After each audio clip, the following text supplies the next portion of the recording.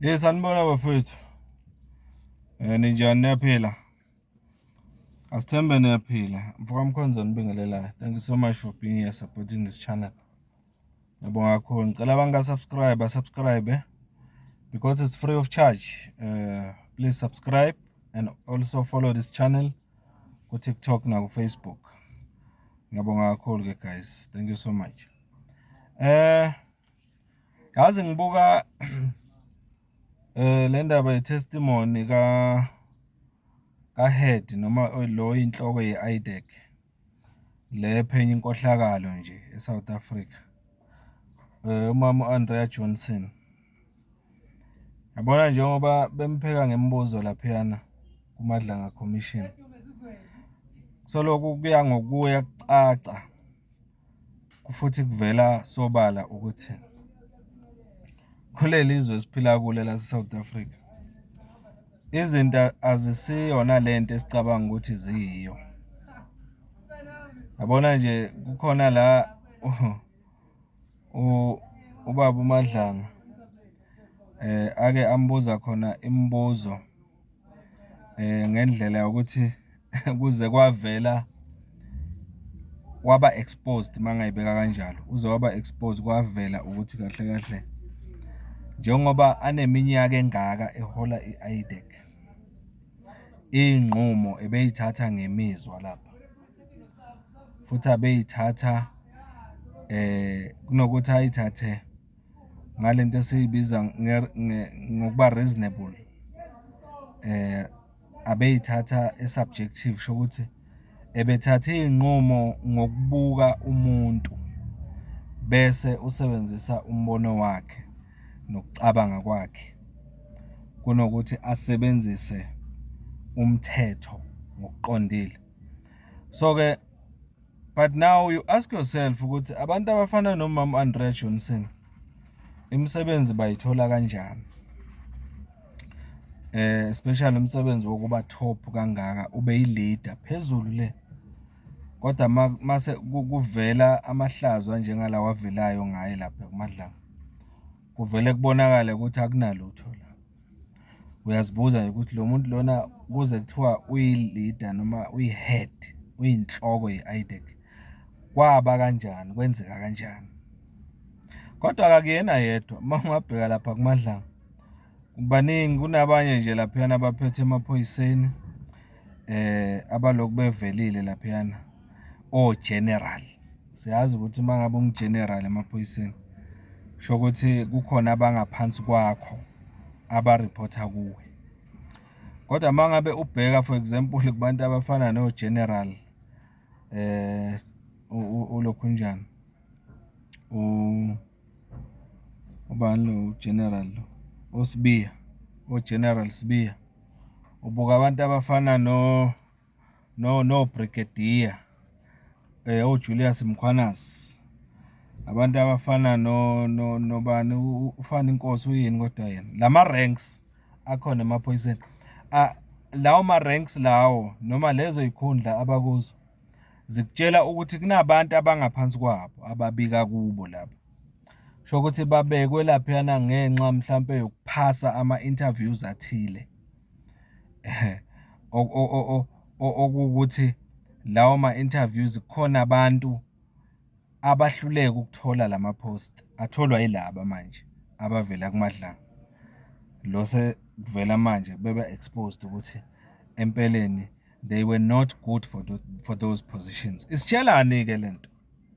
Isitshela ukuthi eSouth Africa kahle kahle njengoba sibona nje izwe linje libheke ezansi kanje, li upside down kanje, kahle kahle indaba yokufaka abantu emsebenzini noma yokuqashwa kwabantu emsebenzini ephezulu nama positions are key in the country. Lapha sengibala nje izinto eziningi ezifana even no principal ezikolweni, o manager kuma department egovernment, ngabala ngithi no director njalo njalo. Ngiyakutshela la ukuthi eSouth Africa kuya ngokuthi umuntu ukwazi kangakanani ukupreparela i-interview.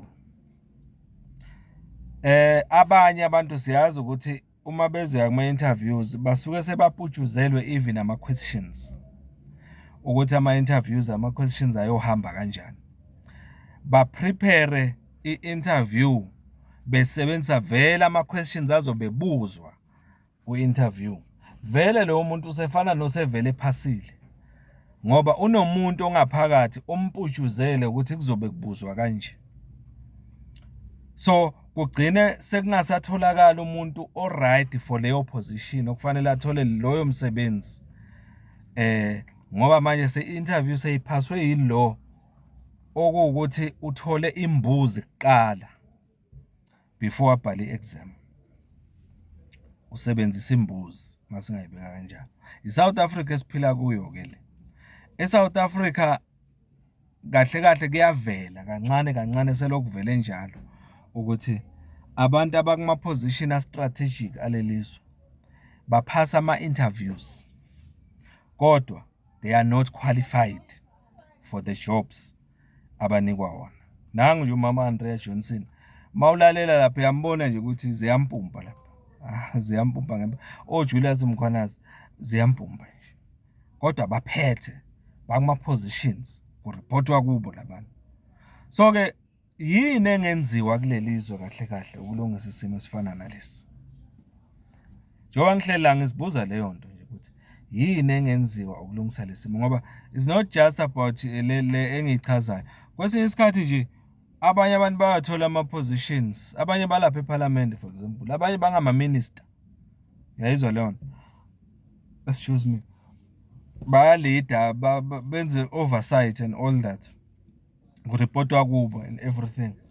Kodwa labo bantu they know nothing about the job they are doing. Kunabantu more qualified than them abangaphansi kwabo. Kodwa ukuthi labo bantu abangaphansi yibo abareporta kulabo abaphezulu. Kanjani? Umntana umsebenzi akanayo nepassion yalo msebenzi. Yena nje unani uinterested ekutheni mangithole nje leya position ngaba kulela zinga ngahola leya mali shayile. That's the problem we have in South Africa. Yini engenziwa kulelizwe ukuthi indawo ezibalekile kwi-government, ama positions abalekile kwi-government for example atholwa ngabantu abafanelekile? Yini engenziwa? Mina ileyo nje biggest question enginayo la ukuthi kuyoke kwenzeke into ngelinye ilanga sike sibe nabantu ngempela aba right for the positions azoyisa lezwe phambili. Ngoba nje basikhuluma njengamanje mawubheka nje bekhishwa laphana laba abakhishwayo lapha ababoshwayo njengamanje kukhona nabanye ba-applyela lawo ma positions ukuthi bazofakwa. The question is labo bantu abafakwayo are they qualified or they just passed the interviews abadlula kuwo? Because mina ngokwami kunomehluko ukwazi ukuphasa i-interview nokwazi umsebenzi noma nokuba qualified for umsebenzi noma nokuba good for. Kunomehluko. Kunabantu abaphasa i-interview good interview kodwa they failed dismally mase kuthiwa practical akwenziwa umsebenzi. Singayilungisa kanjani lento bafowethu eSouth Africa? Ake niphawuleni lana, yiyo nje into engiworried ngayo mina. Yiyo nje into engiworried. Khona yini okungenziwa? Imbono yenu ithini? Ngoba mina ngendlela engibuka ngayo kule system okungenzeka iyasetshenziswa njengamanje i-government isazoqhubeka isifake phansi ebhasi.